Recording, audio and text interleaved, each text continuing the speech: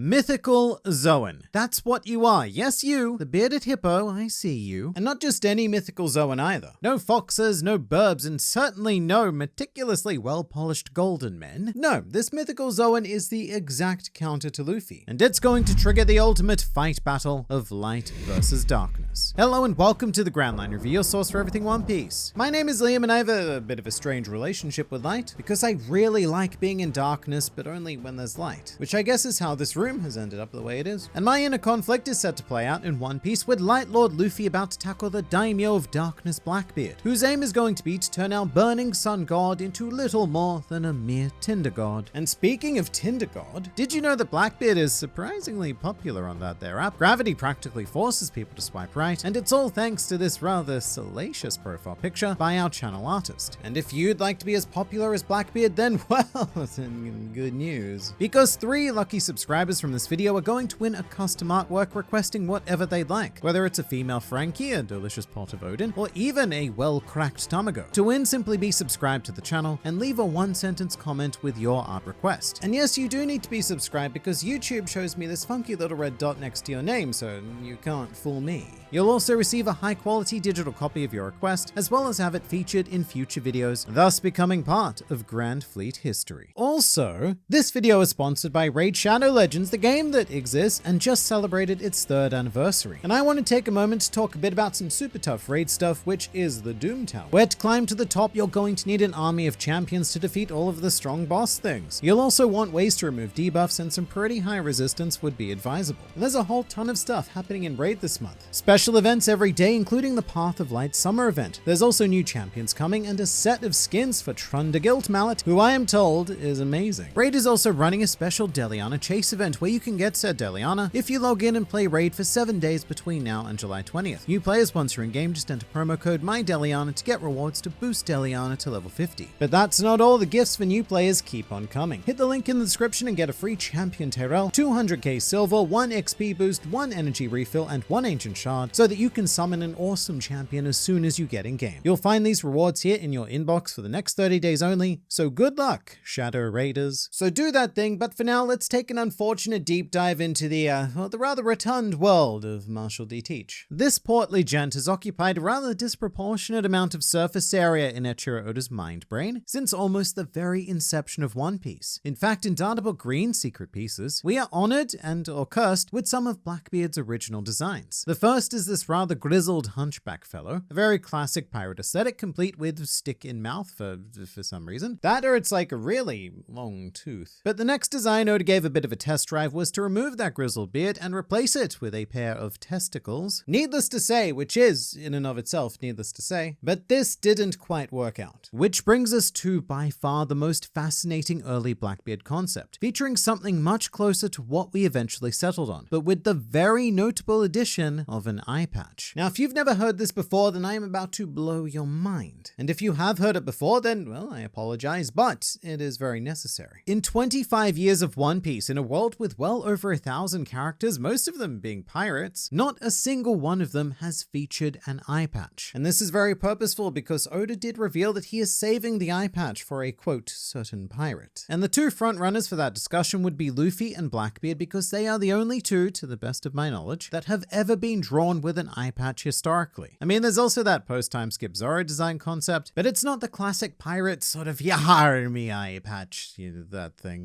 Whatever happened with that, Oda eventually passed on the patch and settled on the now classic scallywag design that we all know and, well, I feel like love is a very strong word. So I'm just going to go with the design that we all know and are familiar with. Oh, and also his original name was Everything D. Teach, which is, well, it's a choice. But do you know that one of those things isn't like the other song? Well, in this case, that things is Blackbeard. He's always been a bit of an aberration in this world. His Logia Devil Fruit isn't like other Logias, his body isn't like other bodies, and his shower regime is certainly unlike everyone else's due to the fact that he simply does not do it. He's not the only one though, because to bring our Luffy guy back in here, he's also one of those things that is not like the others. Which has only become more apparent recently as his Paramecia fruit has become very un-Paramecia-like and turned into a fully fledged mythical Zoan. But with still kind of mostly Paramecia powers. I mean, it does break the system in the way the mythical Zoans often do. But this here development has sparked many a mind thought, because Blackbeard is more or less the anti-Luffy in this series. The the Dark Mirror Luffy, less concerned with frivolities like friends and eating, and more concerned with world domination, but still also eating. And that idea is going to become a lot clearer as we go on. But the primary concern now is that if Luffy has a mythical god fruit, then what about anti-Luffy? The history of Blackbeard devil fruit theories is fraught with wild ideas that are simultaneously outrageous, hilarious, but also kind of possible. At varying stages of fanbase obsession, he has been a three-headed dog, a three-hearted octopus, and up until now the leading theory was even that he was three small men in a trench coat. By which I mean three men sharing the same body, either mentally or through some sort of physical fruit-based shenaniganry. But ever since we first discovered mythical Zoans way back when Marco first became a big blue fire birdie, theories have existed assigning everyone and everything with a potential mythical Zoan power. And unlike the concept of personal hygiene, Blackbeard was not immune from this. In fact, there's even quite a history designating him specifically with a mythical human fruit. And one historical artifact does come from around 4 years ago, contained within one of the most amazing Reddit thread titles I've ever seen, which is On Regard of Blackbeard's Devil No Me theory, a hype appointment, which I love because I want to start using hype appointment in my daily vernacular. Just like how you have a hype appointment 3 to 4 times a week for every Grand Line review video that comes out. In any case, this thread compiles some of what I'm generously going to refer to as evidence, but evidence that Blackbeard has a literal devil fruit. As in, he's a Hito no Mi model Satan or something along those lines. And I want to stress that most of the evidence used to back up this idea is that Blackbeard is a very, very bad man who has done some very, very bad things. Much like the devil, who I am informed also does bad things. Now with that said, within this here family bucket of deep fried theory wings, there are a couple of nuggets of intrigue. One of which is the flag of the Rocks Pirates, which quite stylistically replaces the letter O with a skull. And not just any skull, but a very horny skull. The horn shape of which is traditionally associated with either devils or goats, the latter of which doesn't really help because goats have also been historically associated with devils. Still, it's a fairly tangible cue of general evilness, which does actually make sense when we examine the real Blackbeard, Edward Teach, a man who was allegedly described as the devil reincarnated, and even has this Jolly Roger attributed to him, which depicts Teach as a horn-cladded, spear-wielding, and most importantly, fully nude devil man. Although just as a bit of a historical fact check, Blackbeard never actually used that flag, and in fact it was drawn literally centuries after his death. It's more like an artistic rendering taking large degrees of creative license, like how Oda does when he depicts how the ancient dinosaurs hunted. But real-life facts certainly would not stop Oda taking inspiration from this Blackbeard legacy. In fact, both Luffy and Teach have followed in the rather drunken footsteps of the most famous pirate to have ever existed in real life. For example, fans on the internet often proclaim that it's rather unrealistic that Luffy has achieved so much in just 2 years of being a pirate. But the real-life Blackbeard's career only lasted 2 years, beginning in 1716 and coming to an abrupt end in 1718 due to a sudden case of death via murder. And it's the same for fictional Blackbeard as well. After betraying his father for a fancy fruit, it took Blackbeard almost exactly 2 years to go from a bounty of 0 berries to well over 2 billion berries. So both Luffy and Blackbeard have had a bit of a fast track, and dare I say that by the conclusion of One Piece, one of them, at least one of them, is probably going to end up dead. But having a devil fruit is far from the only Hito potential, and there was even a video from Octopus Enthusiast Threevil who posited that Blackbeard may embody something closer to a moon or even darkness god. And a lot of this, as per usual, comes directly from juxtaposing Luffy and Blackbeard. Luffy has the Hito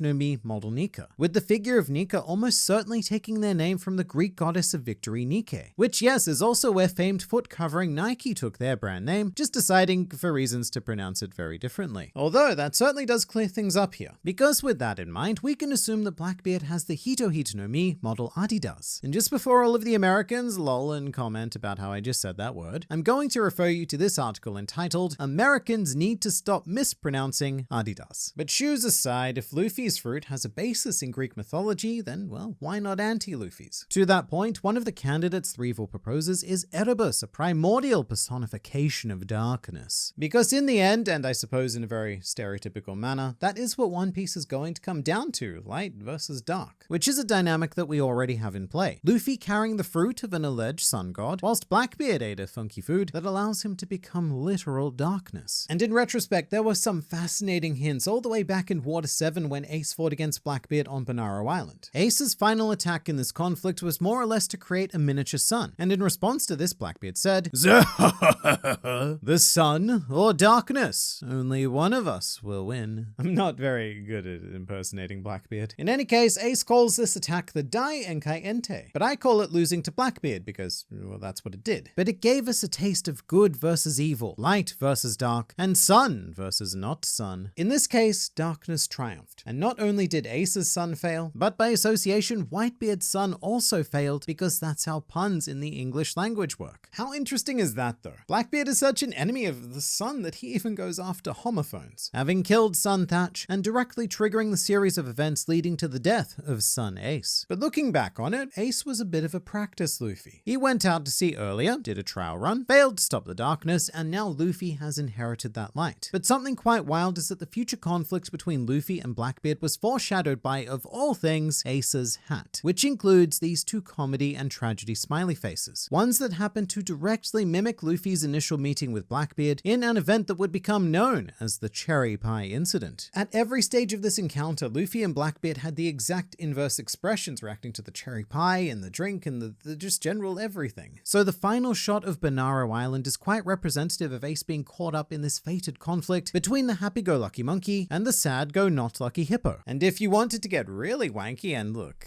I know you do, you can even look into the symbology of the hat being upside down. The sad face now making a happy smile, and the usually happy face doing a not so happy, which makes more sense than interest rates on a loan from Nami, because sad Blackbeard was getting what he wanted, and happy Luffy was about to lose a brother. Furthermore, there's also something deeply intriguing whenever we think about the inherited will of these two figures. Luffy carrying on the will of Roger, and Blackbeard carrying out the madness of Rocksteady Zebek, two powerful figures who once engaged in punch fighting on God Valley. Two men fighting in the land of the gods, whereas now their will has been inherited by potentially two gods fighting in the land of men, which does sound good and stuff, but as always, we should look at other alternatives. Immediately equating Blackbeard to a mythical zone simply because Luffy is maybe blowing our theory loads a bit prematurely, because there's also something quite nice about the idea of Blackbeard not being that thing that I've been talking about. Like, let's say that Luffy has a devil fruit that grants him the properties of all three classes, and then on the other, more dirty and certainly less cared for side of that coin, we have Blackbeard with three separate fruits, each granting him the properties of one. And at the moment, I know Luffy only has Paramecia and Zoan capabilities, but by the same token right now, Blackbeard only has confirmed Paramecia and Logia powers. So it would be a pretty cool culmination for both of them to be accessing all of the three, which together makes 6, but divided by 2 makes 3 again. A proper climactic finish to the series, where we use everything we've encountered in the final conflict. Devil fruits, haki, and whales. Whatever it is, you name it, we will probably be using it. Also, big related question now, why doesn't Blackbeard sleep? Well, you can find the answer to that in this next video, because it is also interesting, I think, and I look forward to seeing you there.